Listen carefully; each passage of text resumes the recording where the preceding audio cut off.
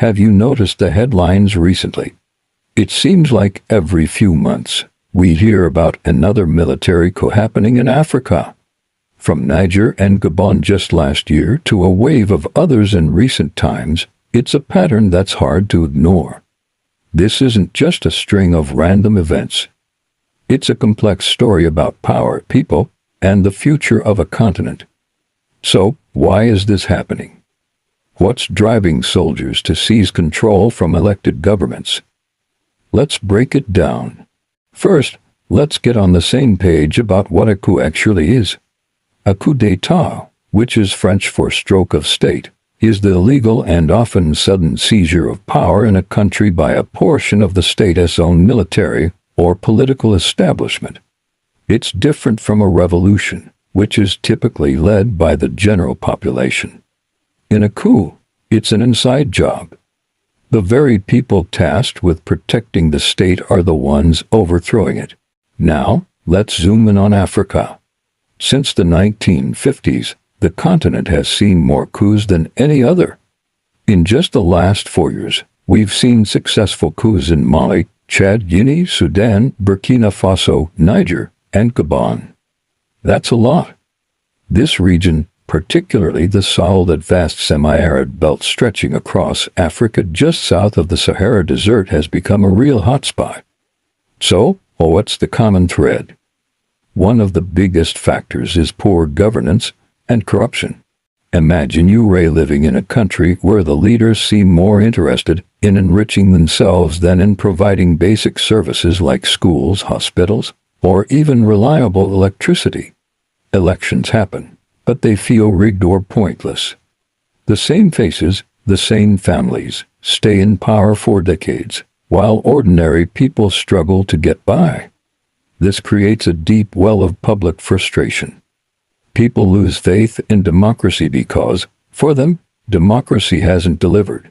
When soldiers step in promising to clean up the mess and restore order, a surprising number of citizens might actually cheer them on, at least initially. They see the military not as tyrants, but as liberators from a corrupt political class. Another major piece of the puzzle is insecurity. Large parts of the Sahel are battling violent extremist groups. These groups terrorize local communities, forcing people from their homes and crippling local economies. National armies, often with support from international partners like France and the United States, have been fighting these insurgencies for years, but with limited success. This long, grueling fight takes a toll. Soldiers feel they are risking their lives on the front lines, while the politicians back in the capital are ineffective or disconnected. They might believe they can do a better job of running the country and fighting the enemy than the civilian government can. The military leaders who stage coups often use this very argument, that the government has failed to secure the nation, and only they have the strength and strategy to defeat the threat. Then there's the international angle. For decades, foreign powers played a huge role in African politics. During the Cold War, the US and the Soviet Union often propped up friendly dictators. After the Cold War, there was a big push for democracy, and Western nations would often condemn coups and impose sanctions. But recently, the international response has felt a bit inconsistent. Condemnations are issued, but they don't always have teeth. And new global players, like Russia and China, have different approaches. They are often less concerned with a country's internal politics and more focused on economic and security partnerships. This can create an environment where coup leaders feel they can seize power without facing crippling international isolation. They might just be able to find new, powerful friends. We also have to talk about what some call constitutional coups. This is when a leader doesn't use the military, but instead manipulates the country's constitution to stay in power beyond their legal term limits. They might change the rules to allow for a third, fourth, or even a lifetime term. This erodes democratic norms and angers the population and the opposition. When a leader shows they are willing to bend the rules to cling to power, it can signal to the military that the rules no longer matter, creating a justification for them to step in and restore the original constitutional order.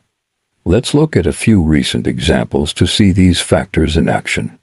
In Niger, the military junta that took over in 2023 cited the worsening security situation and poor economic and social governance. The public had been frustrated for a long time. In Gabon, the coup happened right after a disputed election that was set to extend the Bongo family's 56-year rule. The military claimed they were preventing the country from falling into chaos and restoring institutions. In both cases, and in others like Mali and Burkina Faso, you see a combination of public discontent, security failures, and leaders who seemed disconnected from the needs of their people. So, what happens after a coup? The promises are almost always the same: a swift transition back to democracy, an end to corruption, and improved security. But the reality is often much more complicated. Military juntas can be just as corrupt and ineffective as the governments they replace. Ruling a country is incredibly complex. And military training doesn't necessarily prepare you for managing an economy or running a healthcare system. The road back to civilian rule can be long and fraught with delays. The international community, through organizations like the African Union and ECOWAS, the Economic Community of West African States, often suspends the country and imposes sanctions, which can hurt ordinary people more than the new rulers. It's a vicious cycle. Bad governance leads to a coup. The military government struggles to deliver on its promises. Eventually, there might be a return to elections, but if the underlying issues of corruption, poverty, and insecurity aren't addressed, the new civilian government is just as vulnerable as the last one. The cycle can then repeat itself. So, what's the solution? There's no easy answer, but experts agree it starts with strengthening democratic institutions from the ground up. This means more than just holding elections. It means ensuring a free press, an independent judiciary, and a vibrant civil society that can hold leaders accountable. It means tackling corruption head-on and making sure that the country's wealth benefits all its citizens, not just a select few. It also requires a new approach to security, one that doesn't just rely on military force but also addresses the root causes of conflict, like poverty and lack of opportunity.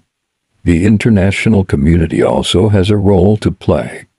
They need to be consistent in their condemnation of all unconstitutional power grabs, whether by the military or by civilian leaders clinging to power. And support should focus on long-term development and good governance, not just short-term security goals. This wave of coups in Africa is a worrying trend, but it's also a wake-up call.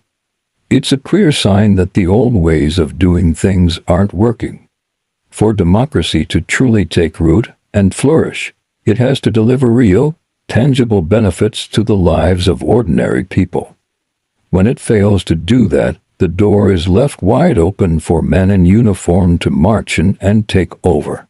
Understanding this complex reality is the first step toward supporting a more stable, prosperous, and democratic future for the continent. Thanks for watching. If you found this breakdown helpful, please give this video a like and subscribe to the channel for more deep dives into global events. Let us know your thoughts in the comments below. See you next time.